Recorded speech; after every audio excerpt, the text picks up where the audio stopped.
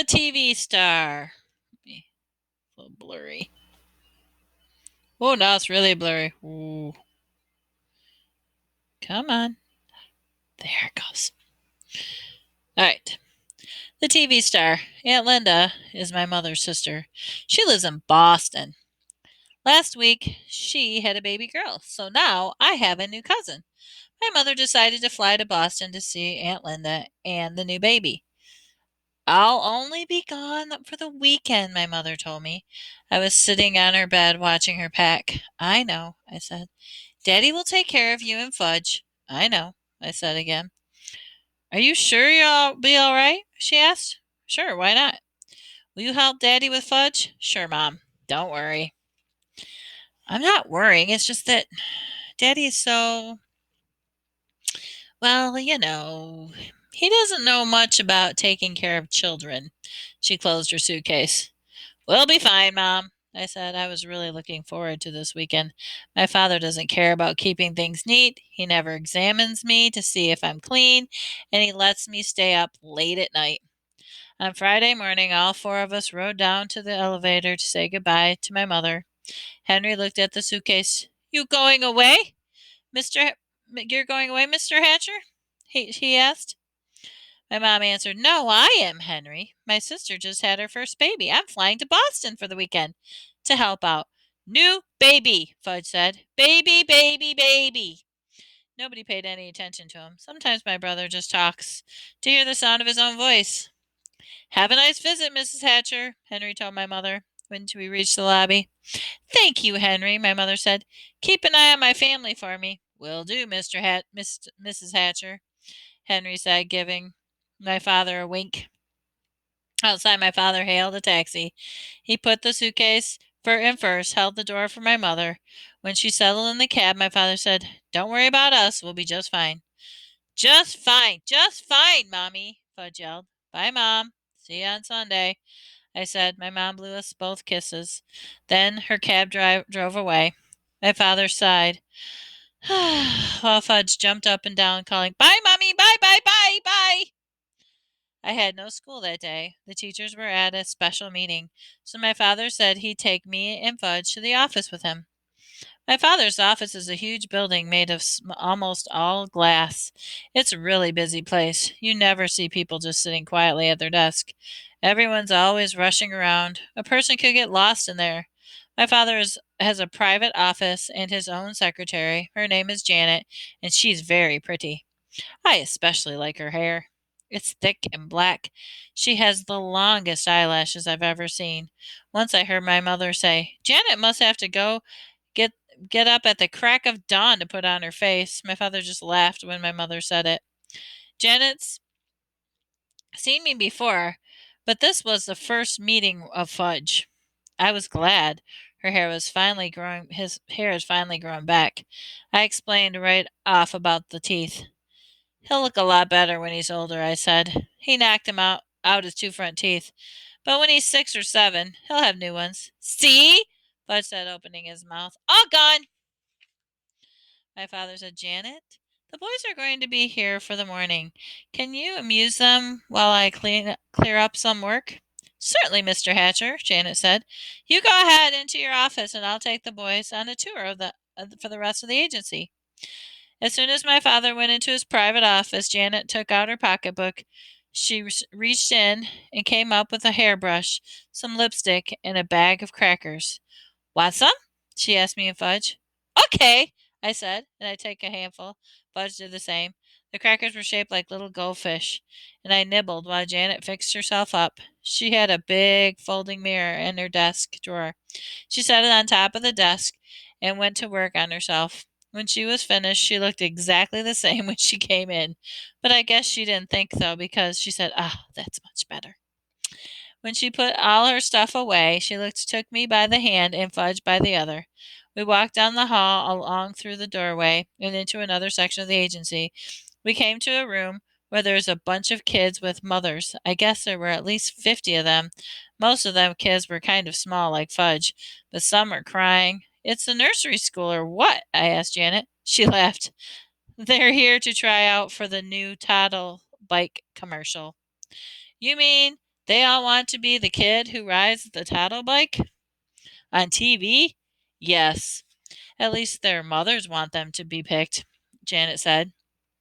But we can only use one. You mean only one out of all these kids is going to be picked? That's right, Janet said. Who picks them? I asked. Your father and Mr. Denberg are doing it. But of course, Mr. Vincent, the president of the Tattle Bike Company, has to approve. Just then the door opened and a secretary came out. Next, she called to the waiting kids. My Murray's next, a mother said. Oh, no, he's not, another mother called. Sally is next. Ladies, please. You'll have your turn, the secretary said. Murray got to be next. He was the little red-headed kid. He wasn't in the other room, only in the room for 2 minutes, and the door opened and a big man with a cigar in his mouth came out. Nope, nope, nope, he shouted. He's not the type at all. Murray was crying. His mother yelled at the big man. Why, what do you know anyway? You would know a treasure if you found one. She shook her fist at him. Janet whispered to me, That's Mr. Vincent, the president of Tattlebike. Mr. Vincent walked to the center of the room. He looked around at all the kids. Then he looked over and he pointed and called, That's it. There he is. That's the kid I want. I thought he meant me. I got excited. I could just see myself on TV riding a tattle bike. All my friends would turn on their sets and say, Hey, look, there's Peter. While I was thinking about what fun it would be, Mr. Vincent came over and grabbed Fudge. He lifted him up. Perfect, he cried. He's perfect. The mothers who were waiting packed up their bags, kids, and left right away. Mr. Vincent took off with Fudge in his arms. Janet chased him. She called, But Mr. Vincent, you don't understand. I ran after Janet. Mr. Vincent carrying Fudge into the other room. He announced, I found him myself. The perfect kid to ride the tattle bike for the new commercial. Mr. Vincent put Fudge down and took a cigar out of his mouth. There were two other men in the room. One of them, Mr. Denberg, and the other one, my father. Hi, Daddy, Fudge said. George, my father told Mr. Vincent. This is my son. He's no actor or model. He can't make your tattle bike commercial. He doesn't have to be an actor or model. He's perfect the way he is, Mr. Vincent insisted. Now look, George. We want to make the best possible commercial for your company, but Fudge can't be the boy to ride the tattle bike. Now you listen here, Hatcher. Mr. Vincent raised his voice. I wondered why he called my father Hatcher, just like Mr. Yarby did. Mr. Vincent pointed to Fudge. Either this kid rides my tattle bike, or I take my account to another advertising agency. It's that simple. My father looked at Mr. Denberg. It's your decision, Warren. Mr. Denberg told my father. I don't want to be the one to tell you what to do. My father picked up Fudge and held him on his lap. Would you like to ride the tattle bike, Fudge? It's just like the one you have at home. Why are you asking him? I said. What does he know about making commercials? My father acted like he'd forgotten I was even around. I'm thinking, Peter, he said. Please be quiet. Well, Hatcher, Mr. Vincent said. What'll it be, this kid of yours, or do I move to another agency? I remember my father lost the Juicio account because of Fudge. Now maybe he'd lose this one too, and I don't think he can afford that. Finally, my father said, All right, George, you can use them. Under one condition, though. What's that, Hatcher? Mr. Vincent asked. The commercial has to be made this afternoon. After today, my son Fudge won't be available. That's fine with me, Hatcher, said Mr. Vincent. Is he going to get paid? I asked my father. I'll worry about that, Peter, my father said. That probably meant yes. He'd been paid, have lots of money in the bank, and I'd have nothing. And someday I'd have nothing, and someday I'd have to borrow from him. No, wait a minute. Never. I'll never borrow money from Fudge. I'll starve first. Can I at least watch you when you make your commercial? I asked. Certainly, my father said. You can watch the whole thing. I turned to Mr. Denberg. Will Fudge be famous? I asked. No, not famous. But a lot of people will think he looks familiar, said Mr. Denberg. I turned to Mr. Vincent. Do you know he has no front top teeth? That's part of his charm, said Mr. Vincent. And he cut all of his hair off a month ago? Well, that looks fine now, said Mr. Vincent. And he can't even talk in long sentences yet? I told everyone in the room. He doesn't have to say a word, Mr. Vincent told me. I couldn't think of another reason why Mr. Vincent should use Fudge in this Tattle Bike commercial. It was settled. Soon Fudge would be a famous television star, and I would be a plain old Peter Hatcher, the fourth grade nothing.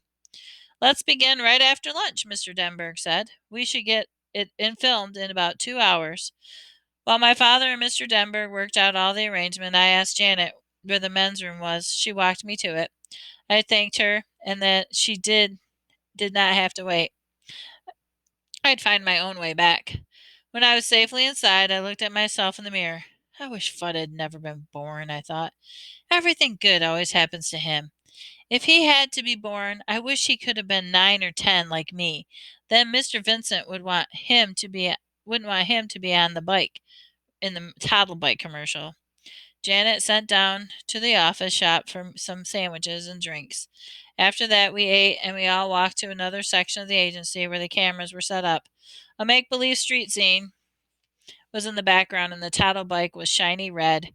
My father told Fudge that all he had to do was ride it around. Fudge liked it, and he zoomed all around the place. Vroom, vroom, vroom, he called. My father, Mr. Vincent, and Janet sat folding chairs and watching the action. I sat on the floor on my father's side. Mr. Denberg was the director. He said, "Okay, Fudge, we're ready to begin now. You ride the tattle bike where I tell you to, and I'll take pictures of you doing it, all right?" "No," Fudge said. "What does that mean, Mr. Hatcher?" Mr. Vincent asked. "Why does he say no?" My father groaned. "Look, George, using Fudge was your idea, not mine." Mr. Denberg tried again. "Okay, Fudge, this is it." The cameraman said, "Start riding this way. Ready, set, go." Fudge sat there on the tattle bike, but he wouldn't pedal. "Come on, kid, let's go," said the cameraman. "No, don't want to," Fudge answered. "What's with this kid, Mr. Hatcher?" the cameraman asked. "Fudge," my father said, "do what the nice man tells you to do." "No, don't have to," Janet whispered to my father. "How about some cookies, Mr. Hatcher?"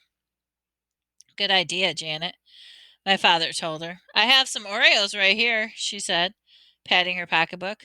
"Shall I give them to him?" "One at a time," my father said. Janet walked across the room to Fudge. She was still sitting on the tattle bike. "If you do what the nice man says, you can have a cookie," Janet said. "Show me," said Fudge. Janet held out the box of Oreos. She was really well prepared, I thought. She must eat all day long. What with crackers shaped like goldfish and a whole box of Oreos, too? I wonder what else she had in that pocketbook. "Give me," Fudge said. Janet held up the cookie. Fudge reached for it, but Janet did not let him get it. If you want it, do what the nice man says and you can have an Oreo. Maybe even 2 or 3 Oreos." "First cookie," Fudge said.